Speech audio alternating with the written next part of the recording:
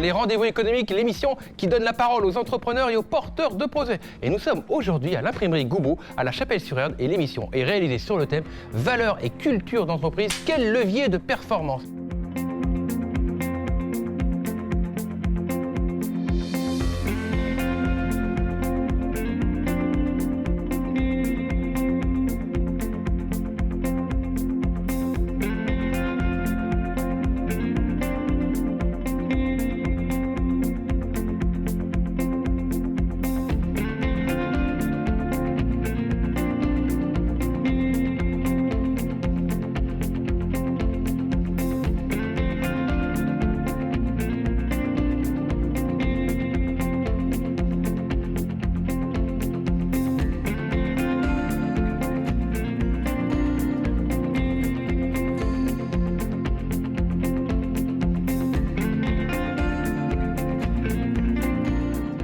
Quelles sont tes valeurs et comment ça te permet d'avancer justement, de développer l'activité, puis d'avancer, faire front commun avec ton équipe?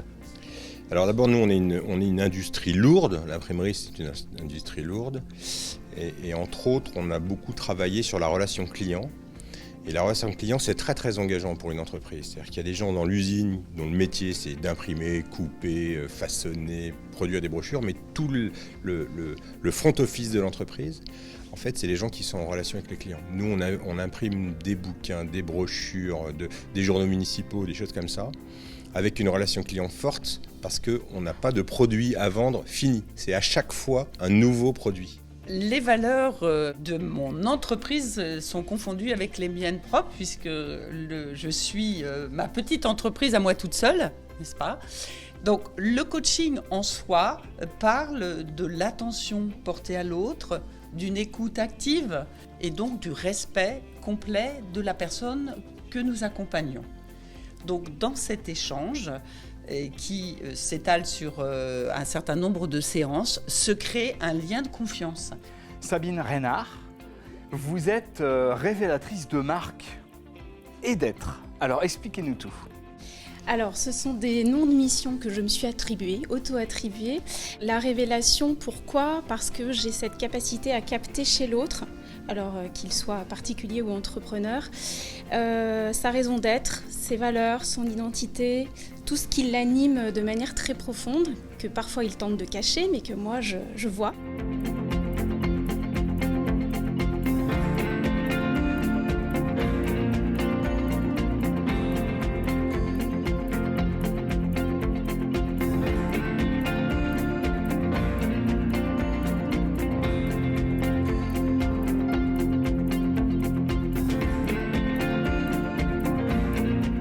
Alors qu'est-ce que ça signifie pour vous les valeurs et culture d'entreprise? Quelles valeurs fortes faut-il avoir pour pouvoir créer justement sa boulangerie? Alors déjà des valeurs liées à l'humain, parce que comme je vous disais, on ne va pas faire travailler nos collègues la nuit pour le respect de la vie personnelle.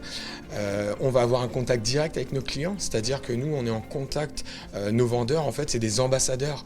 Ils ne vont pas simplement servir les produits, ils vont accompagner le client dans sa démarche, souvent pour répondre à un besoin. Votre démarche, vous mettez en avant le « on ne jette plus, on rénove ». Est-ce que vous pouvez nous expliquer comment ça fonctionne? Plutôt que d'aller renouveler son mobilier, on va récupérer pour redonner vie au mobilier de ses grands-parents, de ses parents, les siens aussi, pourquoi pas même de l'enseigne suédoise, pour limiter les déchets, parce qu'aujourd'hui on en crève en fait. Faut savoir que la gestion des déchets en France est un véritable enjeu. L'ADEME et la Chambre des métiers y investissent énormément.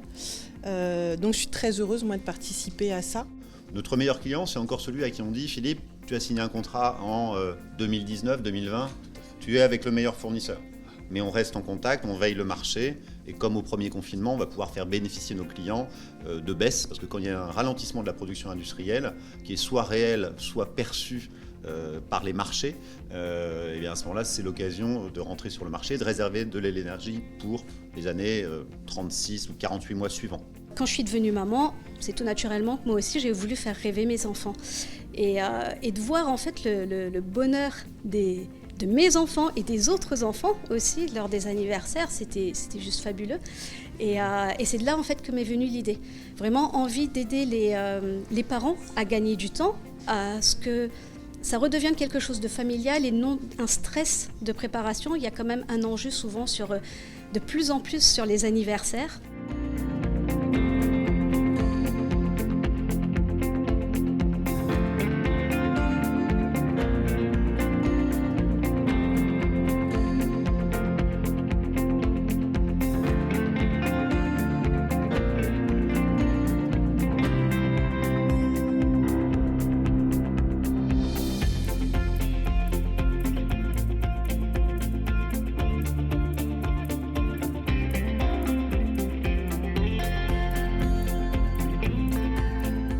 Quel est le lien justement entre les valeurs, les cultures d'entreprise et Star Wars ? Star Wars, alors précision, Star Wars épisode 4, Un nouvel espoir, le film original de 1977. Aujourd'hui, pour faire ce levier, pour faire le passage de relais entre le thème du jour et Star Wars, qu'est-ce que Luc a de plus ? Le levier principal, je pense, aujourd'hui pour un entrepreneur, c'est déjà de se faire confiance. C'est-à-dire que vous avez en vous la force de faire tout ce qu'il faut. Actionnez ce levier. Luc utilise la force pour tirer son missile et détruire l'étoile noire. Il n'utilise pas les outils de son X-Wing. Faites pareil.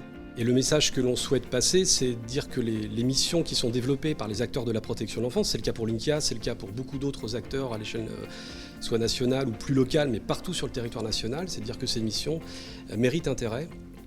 Et donc on travaille beaucoup chez Linkia et dans nos réseaux nationaux à valoriser nos activités, c'est-à-dire à organiser une communication positive sur les réalisations des acteurs du champ associatif. Je crois que le secret dans ce métier-là, c'est déjà de vouloir se connecter aux autres.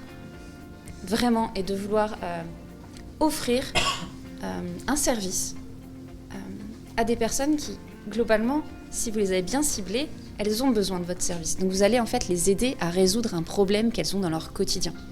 Et ça, c'est vraiment un premier élément, c'est de bien comprendre quelle valeur j'apporte à mes prospects. Donc le premier type, c'est déjà d'être au clair sur finalement quelle est votre offre. On reçoit beaucoup dans l'entreprise, on fait beaucoup de prototypage, et du coup ce sens client, quand je faisais le parallèle entre l'industrie, avec une industrie lourde, et puis la relation client, il faut que ça soit fluide et sympa pour le client. Donc ce qu'on vend, nous, finalement, c'est de la chaleur ajoutée.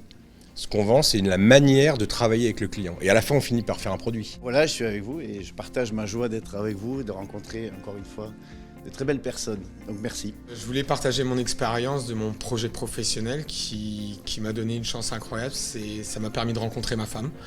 Elle était vendeuse de pain dans un magasin bio et depuis, il y a eu la naissance de mon petit Léon. Ils ont dit « Ah ben là, alors, je croyais que je te connaissais, un tel.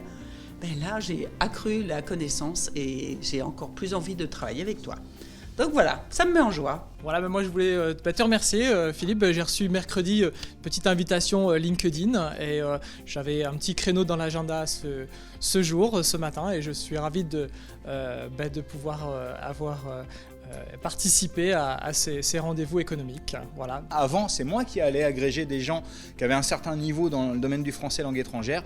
Et aujourd'hui, c'est l'inverse. Donc merci Philippe, parce qu'effectivement, tu m'as ouvert des portes. Merci.